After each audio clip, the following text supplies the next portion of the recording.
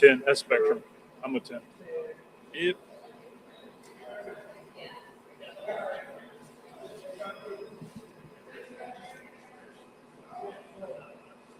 Check, check, check, check, check, check, check, check. 1, 2.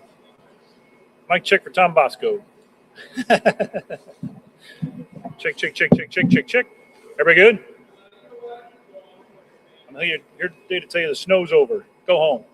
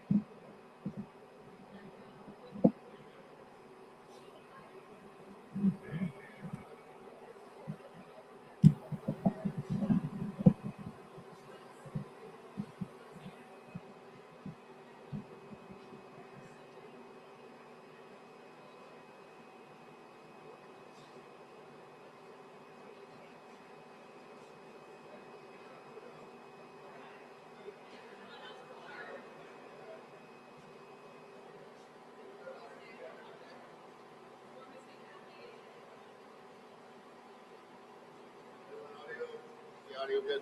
Everyone's good? Okay. All right, we'll do it just like we've been doing the last 4 days. Do a gaggle afterwards, and if you need tomato or something else like that, a little bit off topic. Okay.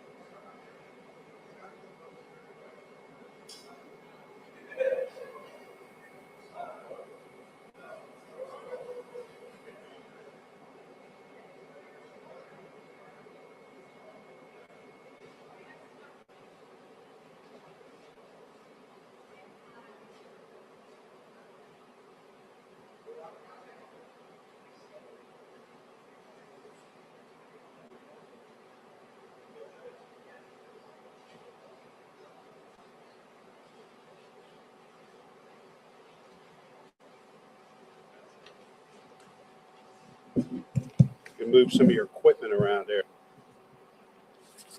Well, good morning, and thanks for coming out today to let us share some information with the public about Winter Storm Fern and how it's still affecting our city.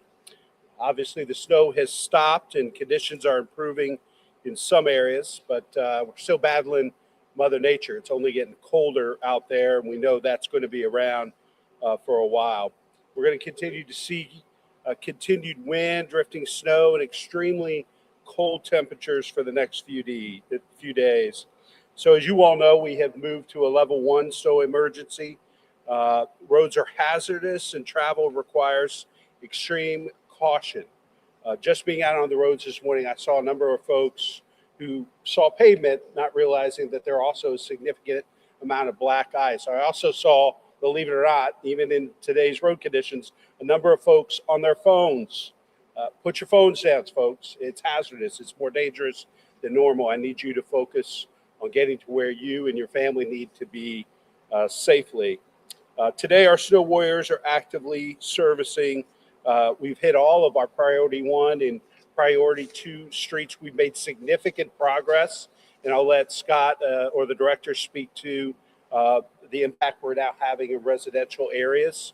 We have 97 snow vehicles that are currently deployed citywide. So at this point in the storm's aftermath, we'll shift from emergency access and mobility toward neighborhood level service while maintaining focus on major corridors. Crews will continue servicing all 3 priority levels. Last night, we began surging resources into residential streets.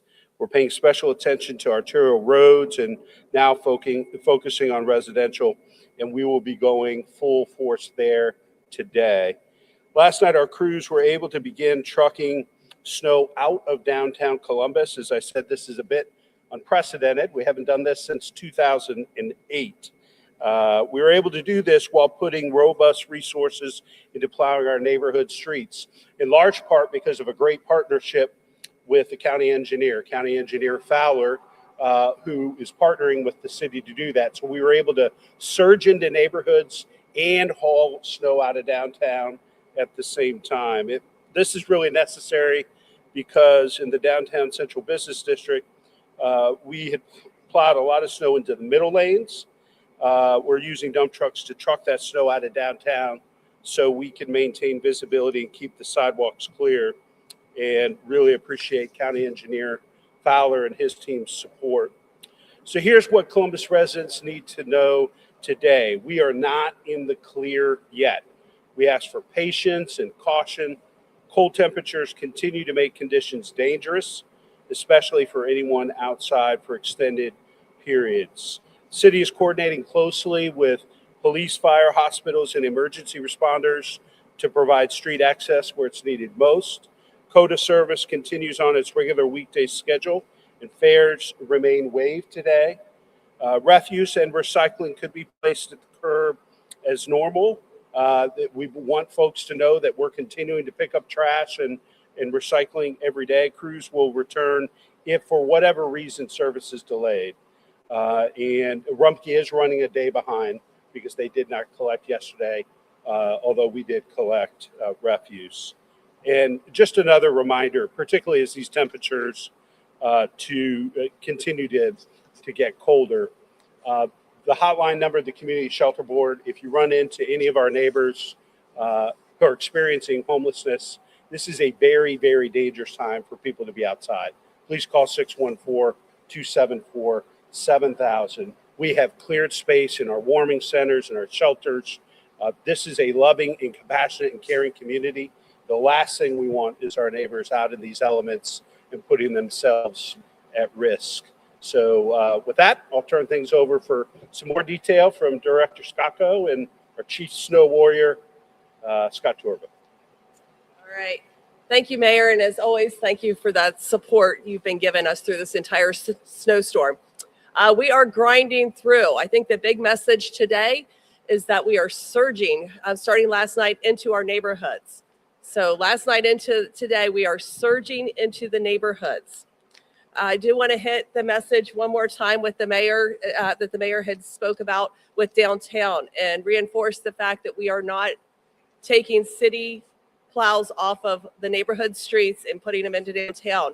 We are relying on our great partner over at the Franklin County Engineer's Office to help us. So if you look at some of that footage, it was all county engineer trucks being downtown and really helping to get all of that snow in downtown. When you have 12 inches piled up, into downtown, we need people downtown working. We need people down there being able to get to businesses and walking on sidewalks, and we need to get that snow out of downtown. So very much, I just want to express my gratitude to the county engineer's office that have been a huge help and really stepped up in this snowstorm to help us out. Also, I really want to thank my other city departments. They've helped with the auxiliary staff, sending crews, and just helping to really augment that, the efforts that we're trying to make, and our progress has been greatly assisted with that help.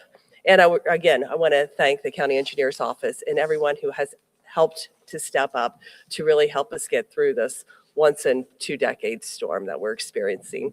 I'm going to turn it over to Scott Torville, our chief snow warrior. He's got all the great details for you, and we'll answer some questions afterwards. Thanks, Director. Thanks, Mayor. Good morning. Currently, we, as indicated, we are servicing with nearly 100 vehicles. The vast majority of those have been directed to our neighborhoods to ensure that we finish our priority 2 collector streets and continue the surge into our priority 3 local roads. The handful of collectors that need finished, at least in terms of getting them fully opened, are the ones that we've already serviced. But again, that was at 3 a.m., 6 a.m., 9 a.m. Sunday morning, and then obviously we had snowfall throughout the day Sunday, so they did get covered over with a moderate amount of snow. I am happy to report that as of just about a half an hour ago, we have serviced over 65% of our priority 3 streets. If you remember yesterday, we were at less than 10, so that's an increase of over 50% in just the last 24 hours. And that's in large part due to the surge that began with last night's evening shift just after dinner time. Again, I would be remiss if we did not continue to thank the excellent partners that have really stepped up for this historic event. We have staff coming to us to serve all of us in our residential communities, from Rec and Parks, Building and Zoning, Neighborhoods, Columbus Water and Power, Development, as well as a number of staff from inside public service who are not typically snow warriors and are typically doing more office-based jobs. Additionally, right beside our side, from not only before the storm started, but throughout all this, has been our fleet team. This work, especially with this kind of heavy snow, is very, very hard on equipment, and our fleet men and women have been by our side. They're actually stationed in one of our garages to assist with faster response to getting and keeping this equipment on the road. And then finally, County Engineer Adam Fowler and his team over there, Matt and Brad and their crews, they have been super helpful. We were able to get an extra 15 to 20 trucks, primarily on the arterial roads, to help service those last night from them, in addition to all of the staff and equipment that they've spent hauling. I will provide more details on hauling in a minute, but first, I do want to remind everyone about our level of service for our local roadways are treated plow only, pass in, pass out. These streets are not going to get plowed curb to curb, as they carry lower volumes and speeds of traffic. They will be passable. They will not be perfect. You will be able to drive on them. You will be able to get through. But if there is an oncoming vehicle, you may need to pull slightly aside to make sure that you can pass. But again, everyone will ultimately be able to get through as we finish up about the last 35% of service. As we do this work, our plows are pushing deep snow on these streets to make them passable. We do understand that this deep snow getting pushed to the side does impact parked cars and driveways. Unfortunately, with this large amount of snow, these impacts are simply unavoidable. So please be aware of that. And again, we are focused on providing passable conditions in the travel lane. If or when you shovel your driveway, clearing the area to the right of the drive as you look at your house, or the left as you look out from your house to the street, can and will help reduce the amount of snow on the plow blade as it passes your drive, to reduce that impact on your driveway. Our social media team here at DPS is going to be getting some images up and some graphics to kind of help explain that and give residents some tips to better understand that, to reduce that impact from the plow going through your neighborhood. As our current goal is to ensure that all streets, our arterial priority 1 roadways, our collector priority 2 roadways, and our local priority 3 roadways are passable, Once that has been accomplished, we will then work to finish additional cleanup on these streets, primarily the arterial and collector streets. This additional effort is going to focus on getting full width plowing, as many roadways are passable but not fully open, and there are reduced lane widths or turn lanes, snow piled up in intersections that do make turning movements a little bit more challenging. Please do note, with today's forecast calling for extra flurries and snow showers, we may need to divert a few extra trucks back to those arterial streets should they become covered over with some of that light snow that may come in today. Excuse me. In regards to our downtown hauling operations, we have been working with the county engineer's office to haul snow. As Director Scacco mentioned, there are no city plow trucks being diverted from local roadways to do that effort. So far, we estimate we've hauled out about 30 to 35% of the necessary snow out of the downtown area. We are going to continue to work around the clock, and we anticipate this operation taking another 36 to 48 hours. Motorists in this area should be aware of rolling closures and lane restrictions, particularly in and around the immediate vicinity of those crews doing that work. So please be patient and drive with caution if you are in that area while those operations are ongoing. In regards to hauling, our goal is not to remove 100% of the snow, but simply to remove enough of it that what remains won't significantly impact that area. Most parking spaces are anticipated to be available. Most are all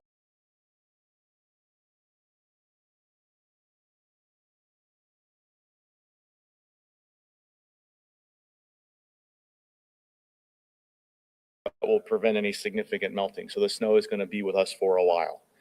Both of those factors have and will continue to play a major role in our ongoing response. Reminder that level of snow not only pushed us into a level 3 Sunday, but also continues to hamper these efforts to clear these roadways. It requires more passes to push back all of these piles and ultimately get all of these lanes open. The cold temperatures reduce the effectiveness of our materials, requiring more time and material to melt away any snowpack. Please know our crews continue to work around the clock to facilitate this cleanup.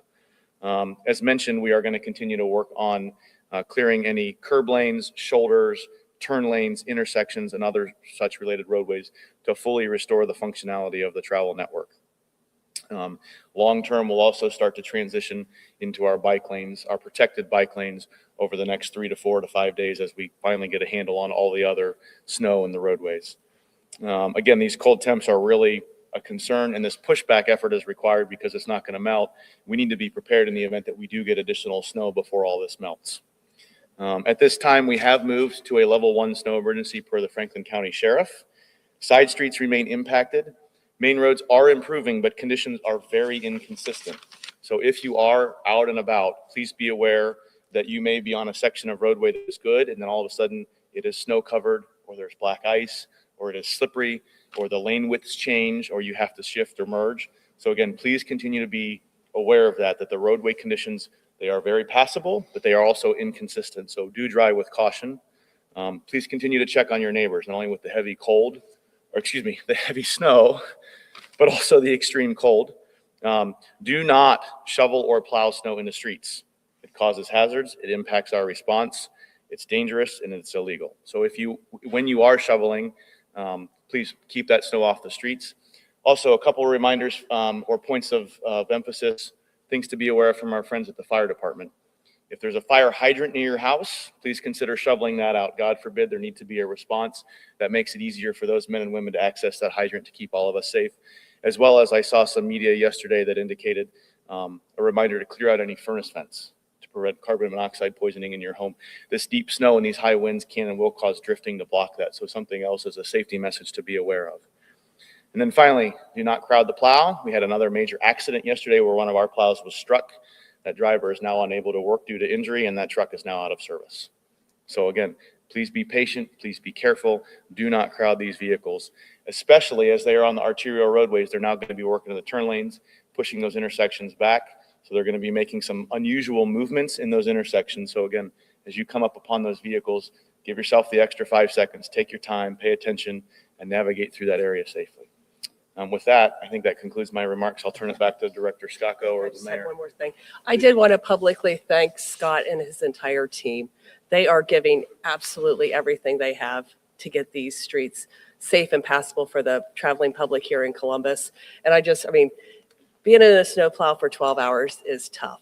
Being in a snowplow 12 hours over and over, day after day, is really tough. And I just want to publicly thank the entire team for their dedication to our residents.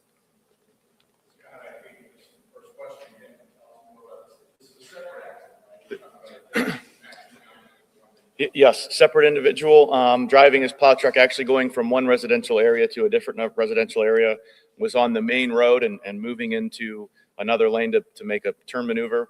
A vehicle approaching from behind struck him from behind and was at a significant enough impact that it has damaged the truck, and that driver is now off on injury leave for a day or two. It should be back soon, but again, that's another truck down. That's another truck not on the road, another driver injured just because someone was in a little bit of a hurry. And I guess this is one of those, another one where we're asking the snow warriors and all these teams, we need everybody else to step up too, right?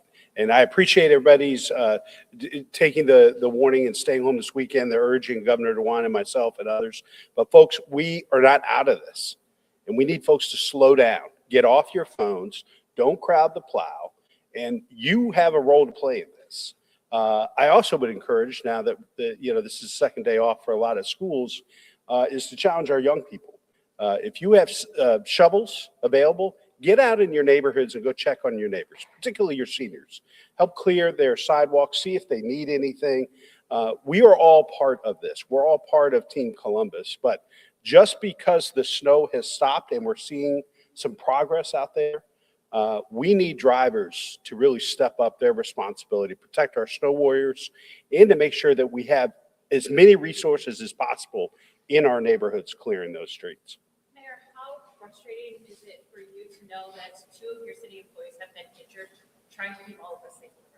It is frustrating, but I also need to acknowledge that the overwhelming majority of folks stayed at home this weekend, are doing the right thing, are making sure that they're supporting our efforts as a team. But when you hear about this senseless, accidents and injuries to our folks who are away from their families, out here working around the clock to make it safer for all of us, we can do better.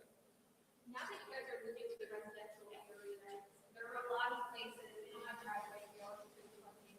But is there anything you suggest for people to do to make it easier to avoid potential hazards for plow drivers or people who are out there or your cars? Again, get those vehicles as close to the curb as humanly possible. Just every extra, really, couple of inches helps. Again, they're large vehicles. Our operators are incredibly skilled. This is actually reflective of the training we go through in the fall, is navigating these tight spaces. But again, that slows them down, that makes them more efficient. And there's a ton of volume of snow. It's got to have, thank you. There's a ton of snow. It's got to have a volume of somewhere to go. And so again, anything we can do to get these vehicles as far tight to the curb as possible. If they're unable to get off the road, obviously that would be preferred, but as tight to the curb as possible, that would be the biggest help. Just because you were just talking about volume of snow, what markets, how much snow do you think is in that pile? Enough to make a really big snowman?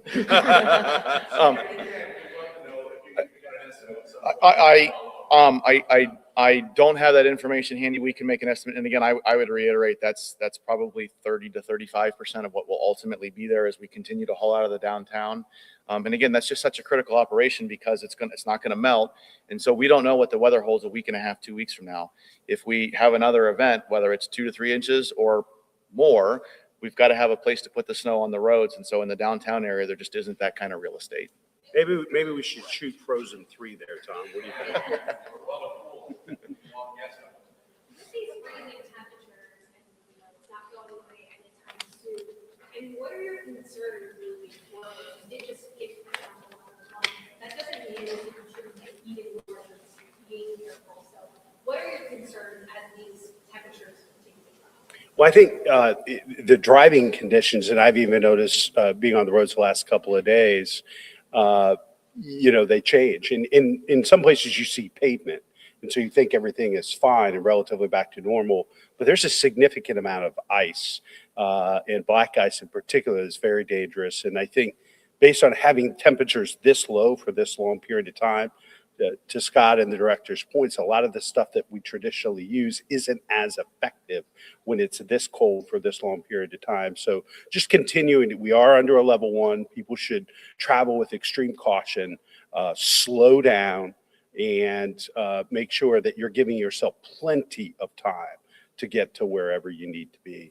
We knew ultimately kids belong in school and moms and dads belong at work. And we are doing everything we can to put us in a position to get back to some sense of normalcy. But I will remind folks, it's only been about 48 hours. And so we still have work to do, and we are not going to go back to normal in the next 24 hours. We got to still continue to work at this.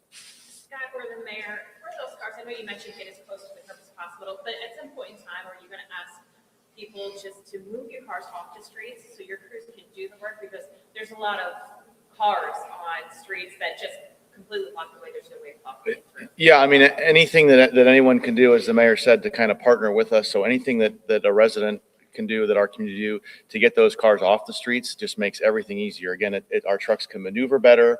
They can get through a little bit quicker, and that adds up over 2,200 miles of priority 3 local streets alone. And again, that gives space for that snow to go, and so that we can kind of continue to get through. So anything people can do to get off the street is going to be greatly appreciated. And we know that's going to be harder in some of our older neighborhoods, right? Where there is only, on-street parking. But particularly since this surge is taking place, if folks can find a way to move their vehicles off of these areas and residential areas, it would be really helpful and will make a difference, not just for the next 24 hours, but looking at these temperatures for the next week to 10 days. Do you know if CPD is still enforcing the 72-hour rule that after 72 hours you have to move your vehicle? Because there's a lot of snow-piled cars Yeah. on the sides of the roads. I'd have to check. I don't know. I don't want to give you bad information.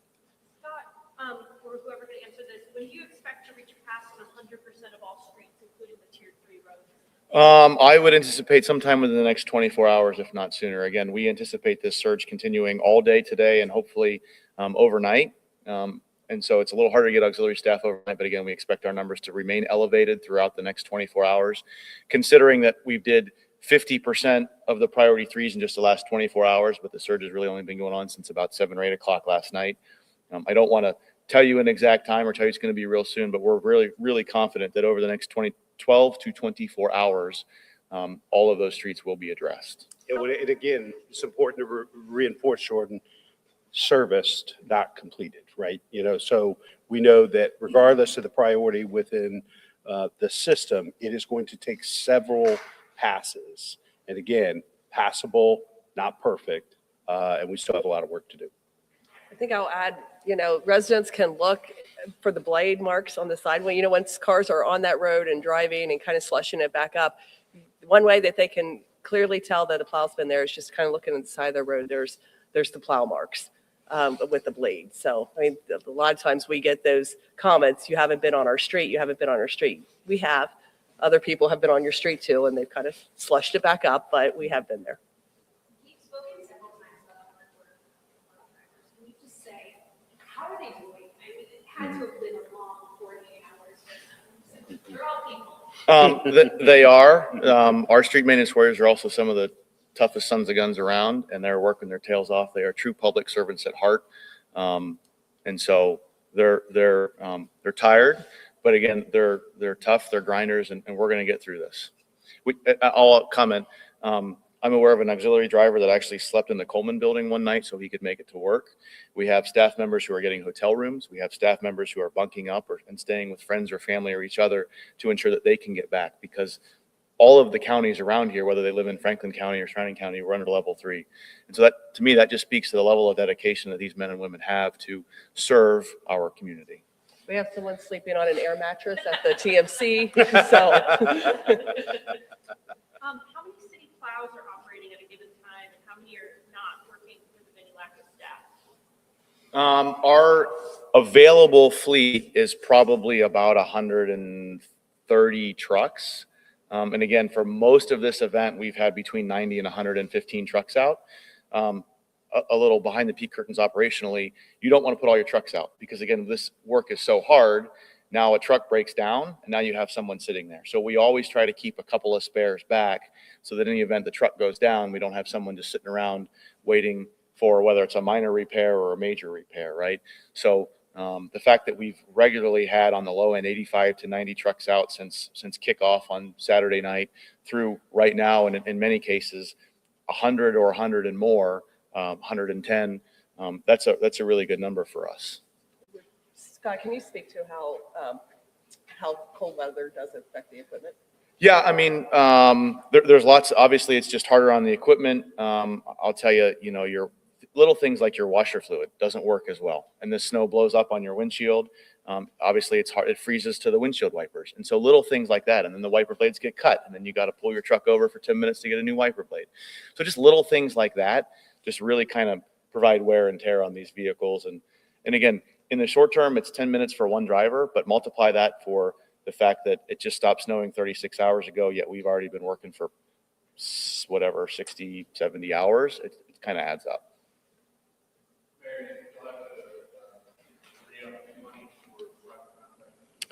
Well, I've said to the director and Scott, anybody else, we're going to do whatever it takes. And so if we need additional resources, whether for pirate contractors, overtime, like I said, the most important thing is for us to get kiddos back in school and moms and dads back to work and to get one of America's fastest growing economies running at full speed. But we got to do it thoughtfully, carefully, and safely. But we're going to put whatever resources are necessary to get that done.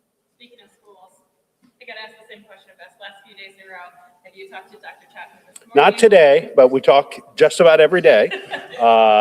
But we also, it's a difficult and complex decision for her to make, and I respect, she and her team and the decision they need to make. These are very dangerous temperatures to have little ones standing at bus stops. We have, if you heard here today, we are not completely done with all the residential areas, and we know that there are lots of school buses that got to go to, deep into neighborhoods all over the city. But we're going to continue to do everything we can on our end of things to help her and her team feel confident. But we have complete respect, understanding of the decision that she and other superintendents have to make to keep kids safe. If I may, one safety message I was just reminded of. I've observed this, we've heard this complaint, and now I'm being told that CPD is asking us to mention this as well. If and when you do leave, clean your car off. Please, it is incredibly dangerous, and when you don't, all that snow goes somewhere, well, it goes back on the roads, right? And then that makes it unsafe for everyone else. That makes more work for us. So please, as you're getting your car out or you're making that trip to wherever you need to go, take the extra 2 minutes, brush that car off, please, and again, keep that snow, brush it off under the grass or in the tree lawn or whatever. Keep that snow off the roads. Keep yourself safer and everyone else around you safer. Thanks, everybody. Yeah, thank you.